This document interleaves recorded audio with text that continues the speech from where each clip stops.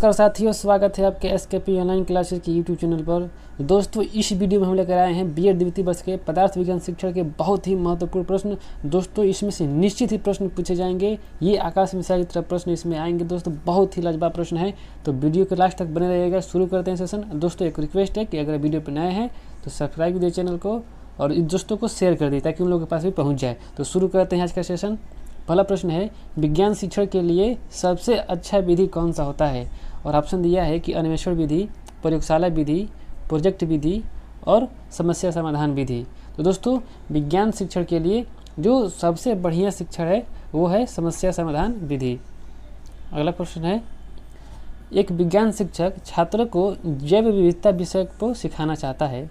शिक्षण का सबसे अच्छा तरीका उसे अपनाना चाहिए और कौन सा तरीका अपनाना चाहिए? तो ऑप्शन दिया है कि व्याख्यान विधि, मूल्यांकन दृष्टिकोण विधि, प्रयोगशाला विधि और प्रदर्शन विधि।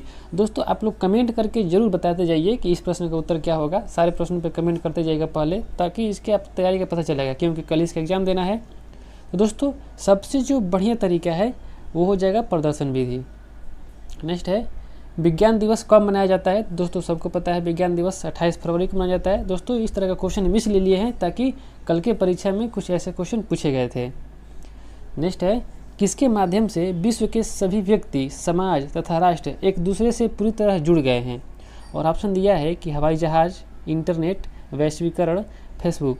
तो दोस्तों, इसका उत्तर आप लोग इंटरनेट दे सकते हैं, लेकिन इंटरनेट नहीं होगा। सबसे बेस्ट तरीका क्या होगा? ये वैश्वीकरण में सब आ जाएगा कि वैश्वीकरण के माध्यम से जितने भी लोग हैं, राष्ट्र है, समाज है, एक दूसरे से आपस में जुड़ गया है। नेक्स्ट है, भौतिकी में नोबेल प्राप्त करने वाले प्रथम भारतीय हैं। ऑप्शन दिया है कि रविंद्रनाथ टैगोर, अमर्त्य सेन, सीवी रमन, जगदीश चंद्र बोस। तो दोस्तों, रविंद्रनाथ टैगोर को भौतिकी में नोबेल नहीं मिला था, इनको साहित्य में मिला था। अमर्त्य सेन को अर्थशास्त्र में मिला था, लेकिन सीवी रमन को दोस्तों ये भौतिकी में नोबेल मिला है, जबकि जगदीश चंद्र बोस को नोबेल नहीं मिला है। नेक्स्ट है कि विज्ञान शिक्षण में सुधार के लिए Indian parliament and scientific committee की स्थापना किसके द्वारा की गई थी? और ऑप्शन दिया है कि इंदिरा गांधी, जवाहरलाल नेहरू, महात्मा गांधी और सीवी रमन। तो दोस्तों, ये जवाहरलाल नेहरू के द्वारा इसकी स्थापना की गई थी। नेक्स्ट क्वेश्चन है, निम्न में से कौन सा समस्या समाधान विधि का एक चरण नहीं है? दोस्तों, ये बहुत ही इंपॉर्टेंट क्वेश्चन है, समझ लीजिए कि कल पूछा जा सकता है ये। और ऑप्शन दिया है कि समस्या समाधान का प्रयास करना, निष्कर्ष निकालना, अवलोकन करना और स्थिति का परिकल्पना करना।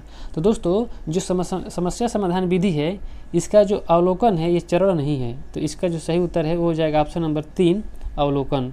अगला प्रश्न है, विज्ञान के वर्तमान हाई स्कूल स्तर के पाठ्यक्रम कैसा नहीं है? और ऑप्शन दिया है कि वैयक्तिक विभिन्नताओं की अपेक्षा, परीक्षा की प्रधानता, पाठ्यक्रम का उद्योग के साथ संबंध और संकुचित दृष्टिकोण।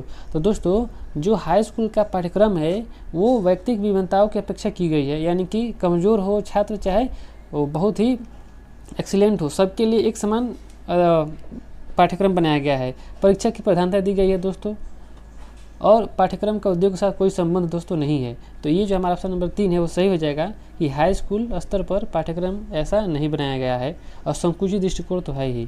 नेक्स्ट है कि निम्न में से वैज्ञानिक विधि के पदों का सही क्रम है। दोस्तों, ये भी क्वेश्चन बहुत ही इंपॉर्टेंट है, इसको अच्छे से पढ़ लीजिएगा और कमेंट करके जरूर बताइए इसका उत्तर क्या होगा। ऑप्शन दिया है कि परिकल्पना, प्रयोग, समस्या, निष्कर्ष, निष्कर्ष, प्रयोग, परिकल्पना, निष्कर्ष, प्रयोग, समस्या, निष्कर्ष, परिकल्पना। तो दोस्तों, अब वैज्ञानिक विधि का जो सबसे सही क्रम होता है कि पहले हम समस्या करते हैं, समस्या फिर परिकल्पना करते हैं, उसके बाद से प्रयोग करके निष्कर्ष निकाल लेते हैं। तो इसका जो सही उत्तर है वो हो जाएगा ऑप्शन नंबर 4। अगला प्रश्न है, विज्ञान के प्रतिभाशाली छात्रों की योग्यता को बढ़ाने के लिए निम्न में से कौन अधिक सहायक है? और ऑप्शन दिया है कि कमज़ोर छात्रों को मदद करने के लिए उसे प्रेरित करना, उसे कक्षा का मॉनिटर बनाना, नवीन परियोजनाओं का निर्माण करने के लिए उससे मदद करना और स्व अधिगम के लिए निर्देशित करना।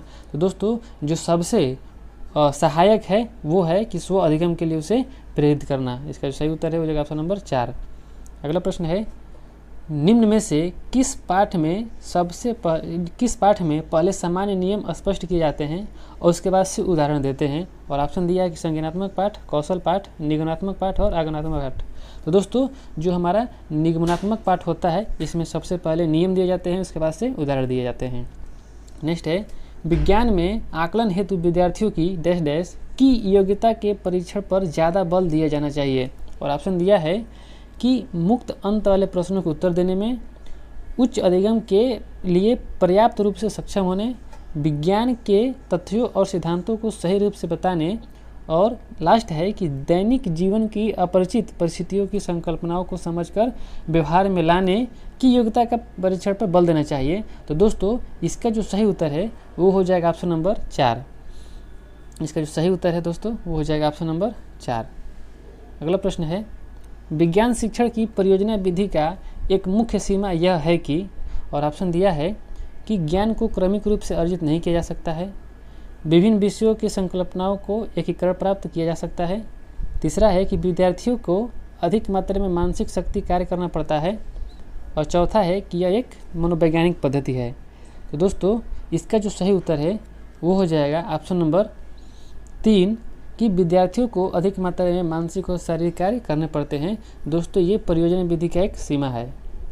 नेक्स्ट है, निम्न में से कौन सा छात्रों में वैज्ञानिक कौशल के विकास के लिए सबसे ज़्यादा उपयुक्त है, और ऑप्शन दिया है कि विज्ञान ओलंपियाड का संयोजन करना, प्रयोगशाला का कार्य निष्पादित करना, विज्ञान प्रस्तुति का आयोजन करना, क्षेत्र भ्रमण का आयोजन करना। तो दोस्तों वैज्ञानिक कौशल के विकास के लिए जो सबसे उपयुक्त है वो हो जाता है आपका कि प्रयोगशाला कार्य निष्पादित करना। इसका जो सही उत्तर है वो हो जाएगा ऑप्शन नंबर 2। दोस्तों क्वेश्चन नंबर 10 के बाद जितने प्रश्न हैं बहुत ही इंपॉर्टेंट प्रश्न है ये। अगला है कि निम्न में से कौन सा क्रिया विज्ञान शिक्षण में पाठ्य सहगामी है। ऑप्शन दिया है कि श्यामपट्ट, विज्ञान मेला, पाठ्य पुस्तक सामग्री और श्रव्य दृश्य सामग्री। तो दोस्तों इसमें पूछा है कि क्रिया विज्ञान शिक्षण में कौन सी सबसे ज़्यादा सहगामी है। तो दोस्तों पुस्तक मेला सबसे ज़्यादा सहगामी है। श्यामपट्ट हमारा कोई क्रिया नहीं है और पाठ्य पुस्तक पे कोई क्रिया नहीं है। नेक्स्ट है कि उपचारात्मक शिक्षण का अंतिम चरण क्या है। दोस्तों बहुत ही इंपॉर्टेंट क्वेश्चन है। इस तरह का क्वेश्चन कल के पेपर में पूछे गए थे कि परीक्षा प्रतिमान, व्याख्यात्मक शिक्षण, निदानात्मक शिक्षण और इनमें से कोई नहीं।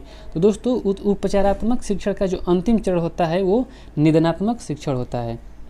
नेक्स्ट है कि विज्ञान शिक्षण में मूल्यांकन का मुख्य उद्देश्य क्या है, और ऑप्शन दिया है कि केवल प्रश्न पत्र तैयार करना, अधिगमकर्ता की उपलब्धि जानना या सुधार करना, अनुशासन बनाए रखना, परीक्षा कराकर पास करना। तो दोस्तों इसका जो सही उत्तर है वो हो ऑप्शन नंबर 2। अगला प्रश्न है, कौन सी युक्ति विज्ञान कक्षा में विद्यार्थियों की प्रायोगिक कौशल को आकलित करने के लिए सबसे अधिक उचित है, और ऑप्शन दिया है कि जांच सूची, अवधारा प्रतिचित्रण, प्रयोग अभिलेख और कागज पेंसिल परीक्षा। तो दोस्तों विज्ञान के विद्यार्थियों के लिए प्रायोगिक कौशल को आकलित करने के लिए सबसे अधिक उचित है वो है कि प्रयोग अभिलेख, यानी कि ऑप्शन नंबर 3 हमारा सही हो जाएगा। नेक्स्ट है कि सरसों का पुष्प पढ़ाते हुए निम्न में से सर्वाधिक उपयुक्त पद्धति है, यानी कि एक शिक्षक जो सरसों के पुष्प के बारे में पढ़ा रहे हैं तो सबसे अच्छा कौन सा रहेगा। ऑप्शन दिया है कि अवलोकन विधि, व्याख्यान विधि और क्षेत्र भ्रमण पद्धति, चर्चा पद्धति। दोस्तों सबसे बढ़िया क्या रहेगा हमारा क्षेत्र भ्रमण पद्धति। अगला प्रश्न है कि जिन प्रोजेक्टर में अपारदर्शी चित्रों तथा पुस्तकों के पृष्ठों को दिखाया जाता है उसे कहते हैं, और ऑप्शन दिया है कि एपिडाइस्कोप, टेलीस्कोप, बायोस्कोप और रेडियोस्कोप। तो दोस्तों उसको हम कहते हैं एपिडाइस्कोप, यानी कि ऑप्शन नंबर 1 हमारा सही हो जाएगा। अगला है कि निम्न में से कौन सी क्रिया आधारित शिक्षण विधि नहीं है।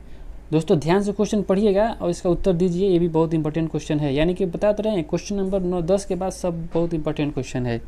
ऑप्शन दिया है कि प्रदर्शन विधि, अवलोकन विधि, अन्वेषण विधि और व्याख्यान विधि। तो दोस्तों इसमें जो हमारा व्याख्यान विधि है वो क्रिया आधारित शिक्षण विधि नहीं है। इसका जो सही उत्तर है हो जाएगा ऑप्शन नंबर 4। अगला है कि निम्न में से कौन सा वैज्ञानिक दृष्टिकोण का गुण नहीं है, और ऑप्शन दिया है कि अधिक सीखने के लिए उत्सुकता, समस्याओं के प्रति व्यवहार में वस्तुनिष्ठता, कार्य कठिन और खुला मस्तिष्क। तो दोस्तों ये जो ऑप्शन नंबर 1 है कि अधिक सीखने की उत्सुकता, दोस्तों ये तो वैज्ञानिक गुण होता ही है। समस्याओं के प्रति व्यवहार दोस्तों ये भी है ये, लेकिन ये जो कठिन कार्य है दोस्तों ये हमारा कोई वैज्ञानिक दृष्टिकोण का गुण नहीं है। दोस्तों हमारा आखिरी प्रश्न था। Thanks for watching. कैसा लगा वीडियो कमेंट करके जरूर बताइए, और 22 में से कितना क्वेश्चन सही हुआ ये भी हमको जरूर बताइए। दोस्तों हमारे साथ जुड़े रहिए, बहुत जल्दी हम टेट और सीटेट के लिए कोर्सेज शुरू करने वाले हैं। मिलते हैं नेक्स्ट वीडियो में, तब तक के लिए धन्यवाद।